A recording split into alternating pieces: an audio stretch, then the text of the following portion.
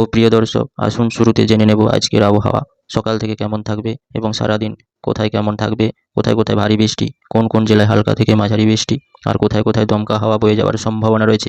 গত কয়েকদিন ধরে উত্তরে শীতল বাতাস ক্রমশ ঢুকতে শুরু করেছে পশ্চিমবঙ্গ সহ বাংলাদেশের বিভিন্ন জেলাগুলোতে, যার প্রভাবে পশ্চিমবঙ্গ সহ বাংলাদেশের বিভিন্ন জেলাগুলোতে কনকনে থাকিয়ে ঠান্ডা পড়ার একটা অনুভূতি রয়েছে এবং শীতল আবহাওয়া বিরাজ করছে। এর প্রভাবে আগামী কয়েকদিনের মধ্যে উত্তরের শীতল বাতাস ক্রমশ আরও প্রবেশ করবে, যার প্রভাবে বাংলাদেশের উপকূলবর্তী জেলা ও চট্টগ্রাম, মহেশখালী, বরিশাল, কালাপাড়া এবং পশ্চিমবঙ্গের উপকূলবর্তী জেলা কলকাতা সহ খড়গপুর, দুই মেদিনীপুর, উত্তর চব্বিশ পরগনা, দক্ষিণ চব্বিশ পরগনা সহ উত্তরবঙ্গে দার্জিলিং, জলপাইগুড়ি, কালিম্পং, এছাড়া রাংপুর, রাজশাহী, ঢাকা এইসব জেলাগুলোতে আবারও এক ভারী সতর্কতা জারি করল আবহাওয়া দপ্তর।